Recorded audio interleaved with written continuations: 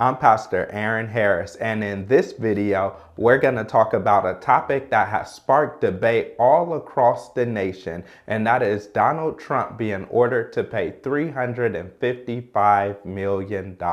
There are three different opinions that I've heard on this matter, and they vastly differ from one another. The first opinion comes from those who are staunch Donald Trump supporters, and they are absolutely outraged at the verdict that he is being made to pay $355 million. They feel like it is a witch hunt and that he is being treated unconstitutionally. The second group of people are those who believe that Donald Trump is wrong. He has been doing wrong. They are glad that he has a guilty verdict and that he has to pay a large sum of money. And the third group of people are people that look at the facts and come to a conclusion. One of the challenges that we have is that we have a group of people that believe that Donald Trump can do no wrong and anything that he does should just be exempt and excused. Then on the other side, we have another group of people that believe that Donald Trump cannot do anything right and absolutely everything that he says is a lie and everything that he does is unlawful and wrong. Then there's a third group of rational people that say, I want to look at the facts, and based on the facts, I will come to a conclusion. So in this video, we're going to look at two things. The first one is, did Donald Trump commit a victimless crime? And the second one is $355 million, way too much money to order Donald Trump to pay. To understand the gravity of the $355 million order against Donald Trump, what we need to do is take a step back, understand the stories and the origins of this lawsuit. One of the controversies of this case is that when Letitia James was running for a New York Attorney General, she said in her campaign that she would specifically target and go after Donald Trump. And when she was elected, then that is exactly what she did. Many people who are Trump supporters feel like this is completely unfair to Donald Trump, that this is completely unconstitutional, that is unprecedented how someone has targeted a former president and that this should not be allowed to happen. And many people who are strongly against Trump feel like they are glad that someone finally caught him doing something illegal and are prosecuting him because he has always done things illegally and he deserves whatever comes to him. At the heart of this legal battle, Donald Trump was accused of inflating his property value so that he could secure loans and receive tax deductions. The judge ruled against Donald Trump and ordered him to pay $355 million. Now, many Trump supporters will say that this is an exorbitant amount of money, that this is unprecedented amount of money, this is an unconstitutional amount of money, and that this is completely unfair. And people who are against Trump are excited and they want him to go bankrupt and hopefully not run for president any longer. After the verdict, Donald Trump said that this was all politically motivated and used to keep him from running for re-election. In the meantime, Donald Trump plans to appeal this decision where he wants to get it reversed or significantly reduced. But before that happens, he still has to go and post the $355 million. Another thing that Donald Trump said was that this was not a crime because there were no victims. And many people have went and spoken out and written about how there cannot be a crime if there was no victim. And so people are trying to figure out who are the victims in this crime. Trump said that he paid back the banks, he paid back everyone.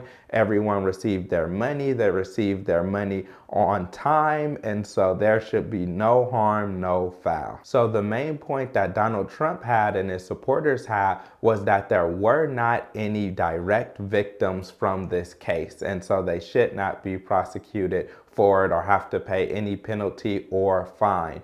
But others on the other side argued that there were indirect victims by the result of him going and inflating his property values. When looking at indirect victims, one of the arguments made is that when a bank or a company or institution loans money to an individual based off of fraudulent numbers, then that takes away resources that they would have been able to give to other people or other companies that were denied because they already had tens of millions or hundreds of millions of dollars going out to someone else who inflated their property values. And so although there are no direct people who were impacted by the inflation of property values, the argument that is that there were many indirect people and companies that were indirectly negatively impacted by this decision. Another argument that some people made in favor of Donald Trump is that everyone does this in the real estate business. Everyone inflates their numbers in order for them to secure loans and receive certain tax benefits. But then the other side will say just because everyone is doing it does not necessarily make it right. People on the other side is saying that this is a case about integrity. And part of our American economy relies on the integrity of the American people. And you cannot allow people to lie on documents and statements and lie when they are applying for loans, because that can impact our American economy in a negative way. So here's my take on the subject. I'm going to answer the 4 questions that I've raised throughout this video. The first one is, was Donald Trump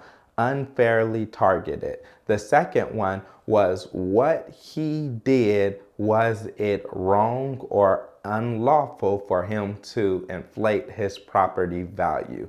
The third one is $355 million way too much money for the verdict? And the fourth one is, was there a victim in this crime? Answering the question of was Donald Trump unfairly targeted, the answer is most likely yes. If somebody runs a campaign and in their campaign they say they are going to catch you and charge you with something for doing something, then it sounds like they're going to look for absolutely anything that they can find so that they can get you convicted. I believe in our American system, we have to be very careful when we start going after individual people and saying we're going to look for whatever we can get on you so that we can go and lock you away. The second question was